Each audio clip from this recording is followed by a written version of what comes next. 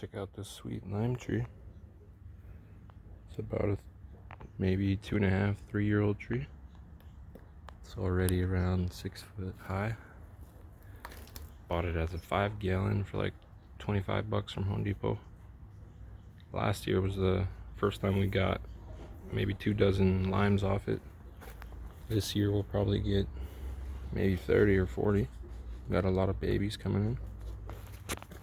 Check them. It's a whole bunch. Lots of new ones coming up too.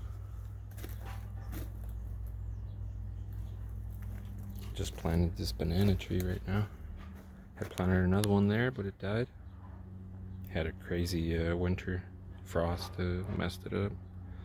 Hopefully this one's now planted in summer, so it'll make it be established by winter if we do get a frost. I think the other one, because it had just been recently planted with shallow roots, died. Got a couple sapotas in here that have just sprang up from us throwing seeds in there.